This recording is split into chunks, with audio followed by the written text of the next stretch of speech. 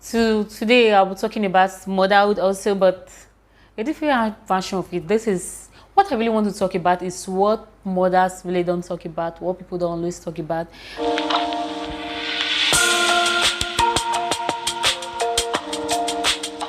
Fine, motherhood is a beautiful journey. It's an happy journey. There's beauty in having someone that look up to you, someone that you care for, you nurture, you cherish, you love so much, that depend on you for possession and provision and every other thing. It's a beautiful journey. It's a beautiful thing. It's a beautiful thing to experience. But there's a part of it that many of us do not really talk about. Like we really have to talk about it, but we not talk about or emphasize on it too much, actually. So I'm going to talk about the art part of it. Why I think motherhood is not really easy. It's not really rosy. It's not really easy. It's still kind of difficult. There's still an art part of it. There's still an adjustment to your normal life. There's still so many things about it that people don't really talk about. What I'm going to talk about is the newborn phase, where you just give birth to child, where it's still very tender, when it's still called a newborn, from birth to 6 weeks or thereabout. So during that phase, you find out that the child does not sleep. Like the child doesn't sleep.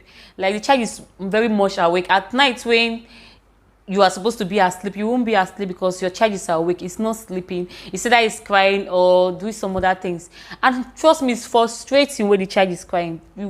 You get frustrated when the child is crying because you don't know why it's crying. Is it because it's hungry? Is it because let me use the word in. Let me use the phrase in. Is it because it's hungry? Is it because it's uncomfortable? It's frustrating trying to figure out, but it's very stressful because when your child is awake, you can't sleep. You only sleep when your child is asleep. And sometimes, many of those children exceed that 6 weeks. Like my baby, for example, it was more than 6 weeks. For 2 months, even more than 2 months, it was still not sleeping at night. At night, I have to be awake. So, there come an adjustment to your normal sleeping time.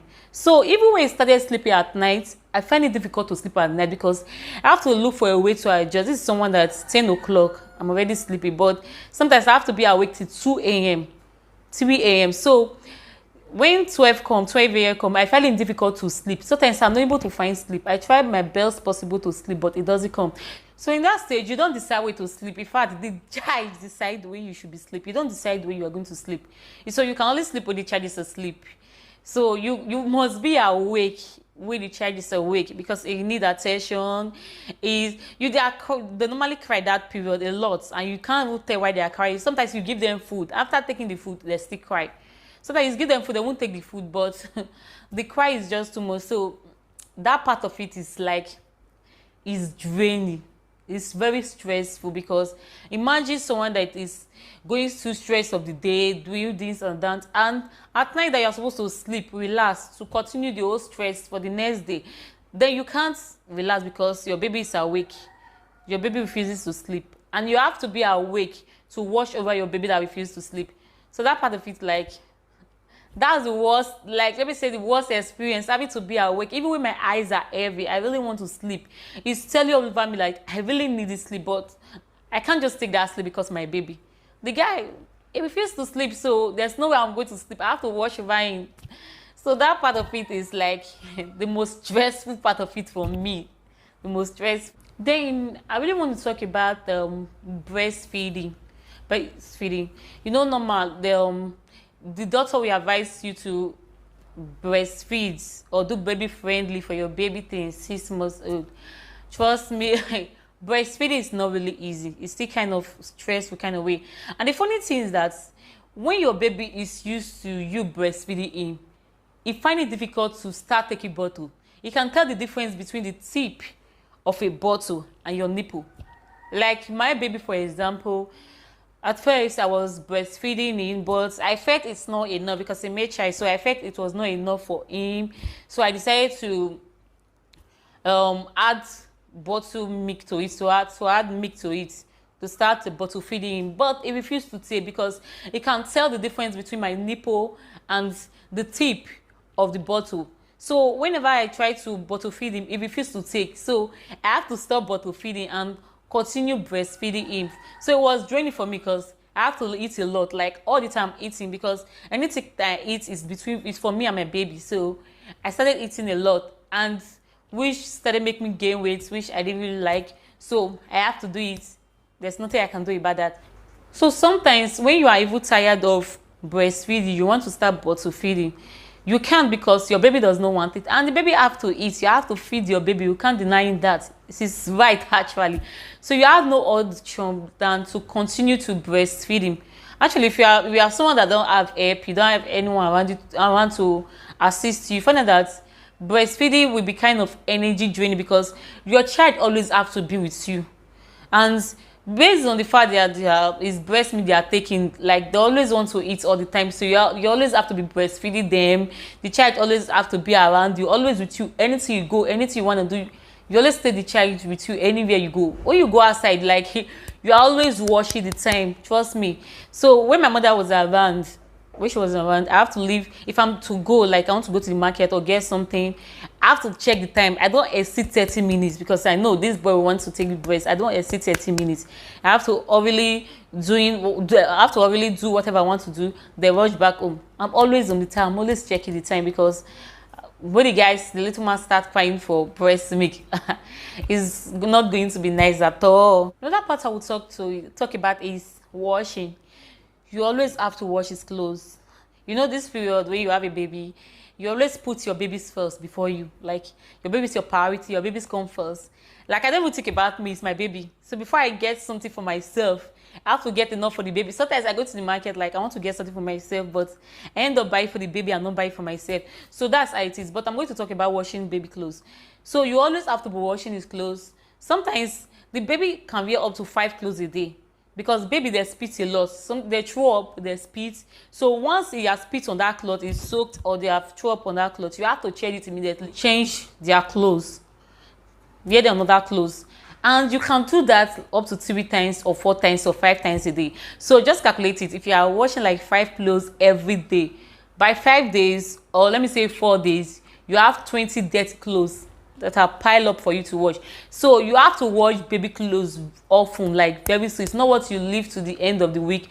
And also breast milk, like when there's breast milk on that cloth, trust me, it smells a lot. The thing sticks. So you don't have to keep baby clothes. You don't have to pile those clothes up. As soon as those clothes are dirty, you have to wash them. So when you have a baby, or you have a little one, you find out that you have to keep washing clothes like all the time. You have to make sure once their clothes are dirty, you just wash them. You don't need to keep their clothes around. You don't need to stock their clothes up for a very long time. It can be really sticky, dirty, and smelly. So baby clothes really need to be washed very often.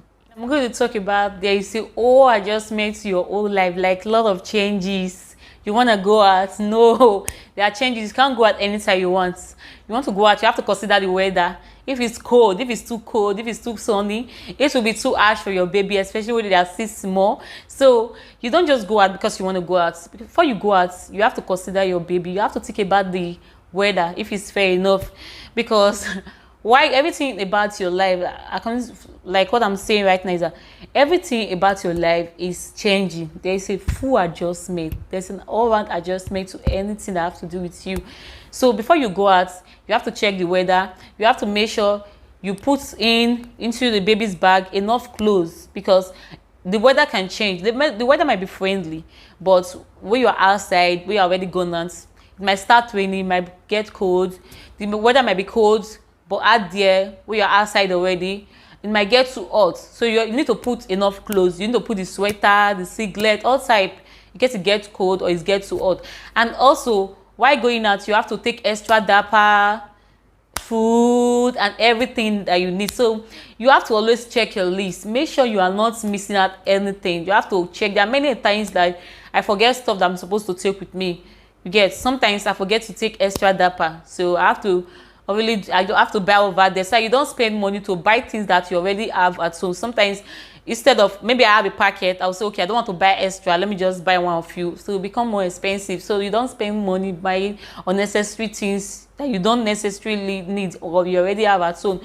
So you have to check your list. Make sure you are taking everything you need. Not that you forget to close and it becomes cold out there, then you like frustrated, you like confused. The more you are confused, the more you are emotional, mentally stressed out, and you don't really need that or add that to the stress you already have taking care of a baby. So going out is like stressful because you have to prepare a lot of stuff. You have to check all the checklist them if they are correct. You have to arrange your bag. You have to carry extra load. It's not like the freestyle you that just get dressed, take your bag and start bouncing. You can't bounce anymore. You have a baby, so you have to prepare all those things and take them with you. Make sure everything is complete so that you won't be stressed out or confused like, why did I forget some stuff? Now I'm going to talk about our feelings.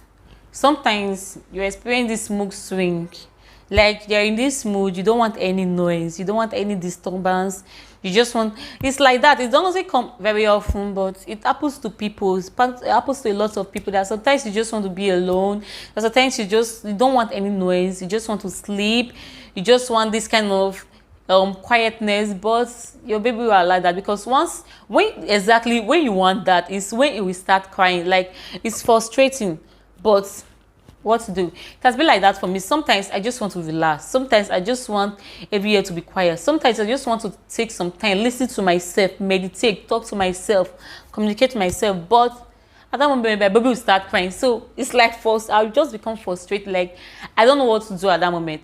I become frustrated. Actually, when he's crying, I'm like, I just pick him up to know what's wrong with him. Is he hungry? I try to breastfeed him or give him food, yeah, but to feed him. And if he refuses to take, he doesn't want to eat, okay, fine, cancel it, it's not hungry. Then what is it? I check his diaper, it's not soaked, it's not there's no poo on it.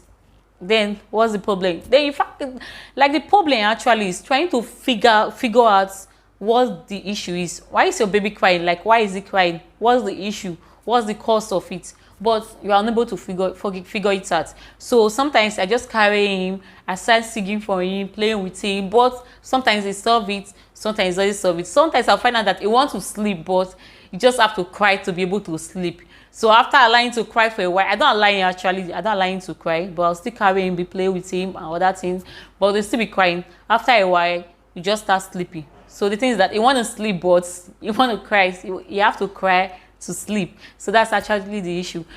So guys, I've come to the end of my video. Please, if you are new to this channel, please don't forget to subscribe and put on the post notification bell so that you'll be notified each time I post a new video. And also, if you are a returning subscriber, thank you so much. I love you guys.